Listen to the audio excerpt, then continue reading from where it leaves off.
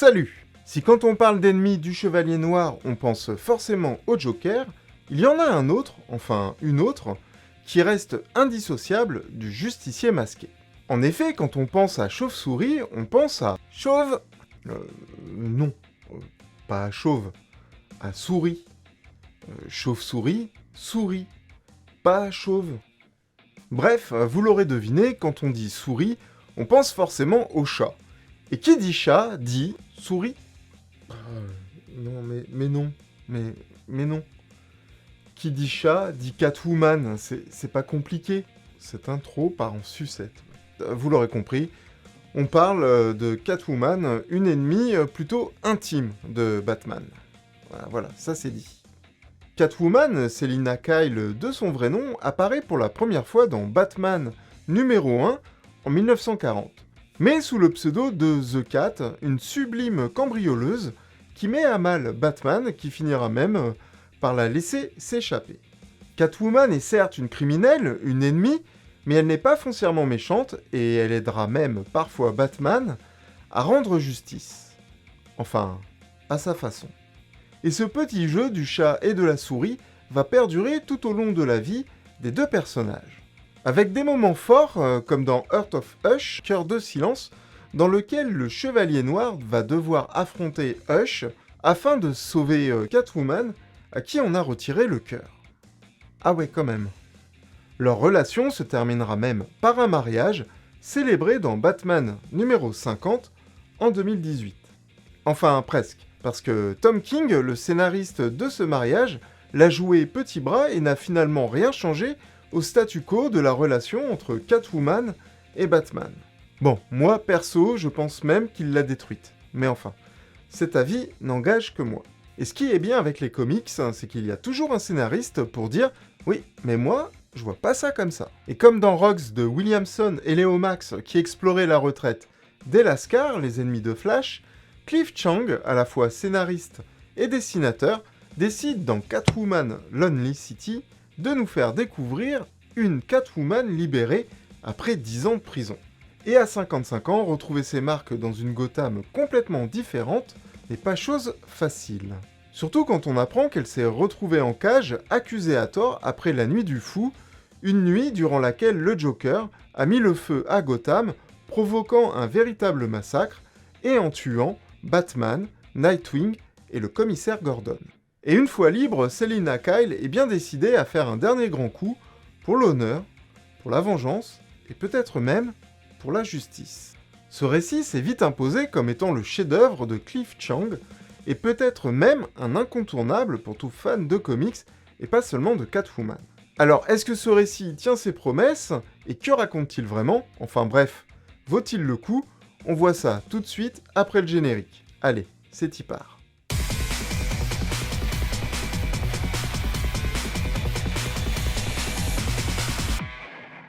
Bon, dans le genre direct, Cliff Chiang ne s'embarrasse pas de préliminaires.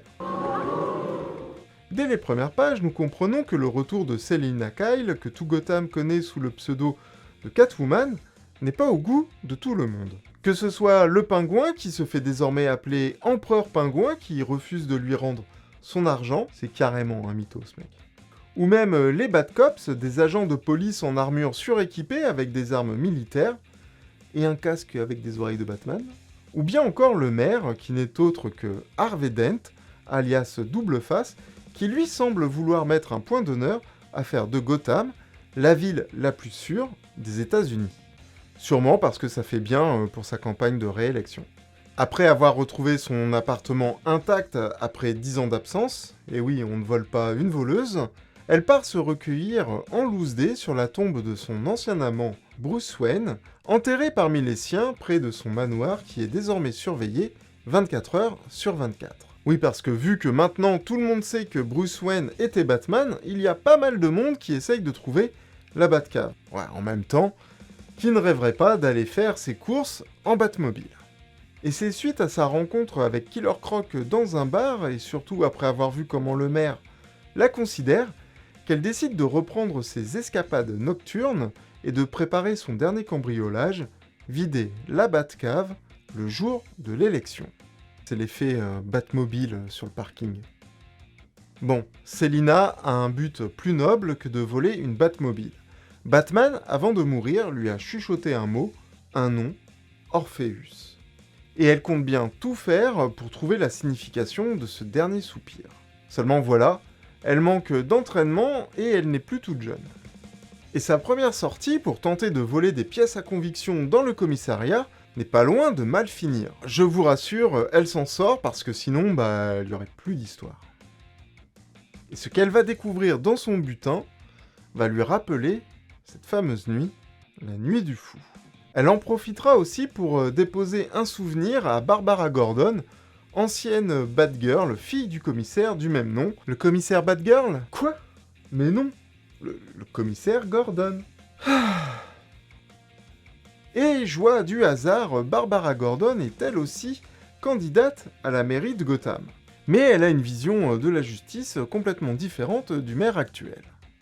Heureusement. Nous allons donc suivre la remise en forme de Selina et sa préparation pour son dernier casse, en compagnie de Killer Croc, mais aussi avec Edward Nygma, le célèbre Riddler, appelé aussi le Sphinx, ou Homme Mystère en français, et sa fille Eddie, ainsi que Winston, un jeune surdoué.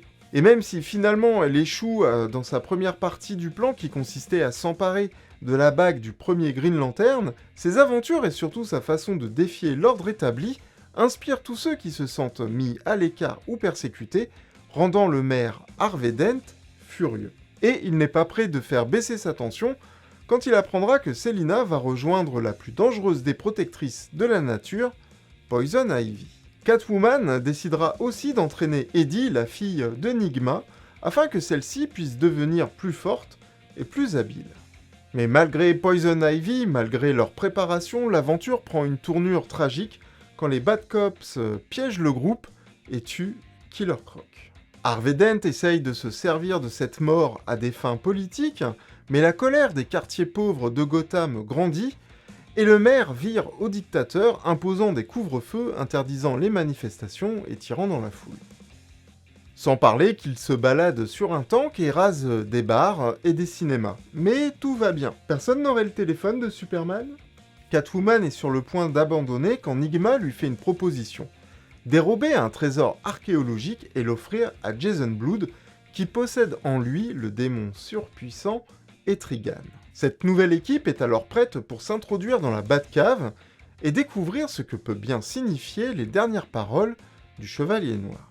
Ouais, enfin, il faut déjà trouver l'entrée de la Batcave. Et je doute qu'il suffise de dire « Sésame, ouvre-toi ».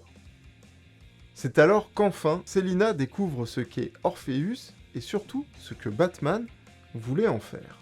Mais c'est sans compter sur la folie de notre cher Harvey Dent qui arrive une fois de plus sur son tank et qui décide de s'emparer de la Batcave. Et accessoirement tuer Catwoman et ses amis.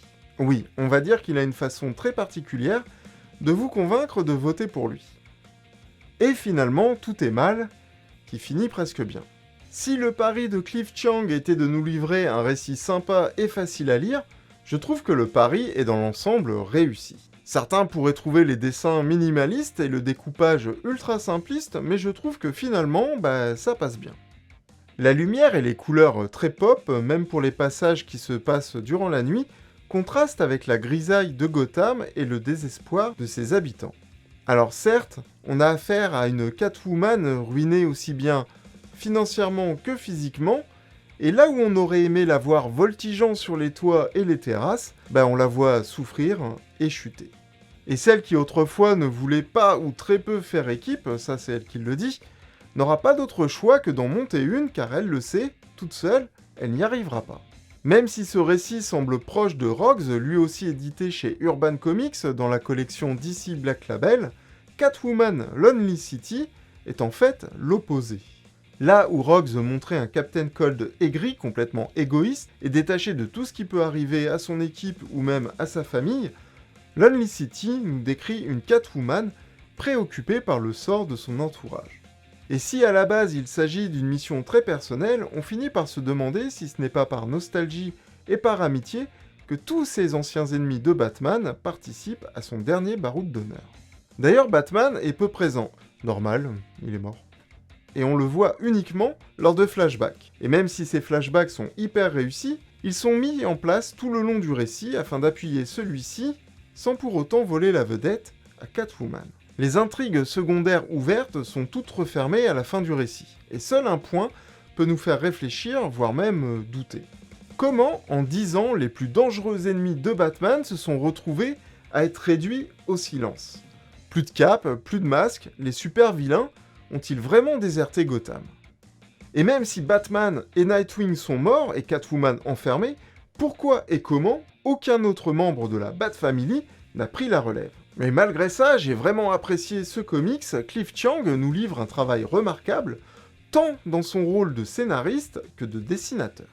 Les flashbacks permettent de situer les personnages par rapport à l'intrigue ou à Catwoman, et il y a quelques petits hommages bien sympathiques. Et finalement, si l'histoire avait l'air très mal engagée pour notre voleuse déguisée en chat préférée, la relève semble assurée, et l'auteur nous prouve une chose, Catwoman est toujours apte à retomber sur ses pattes.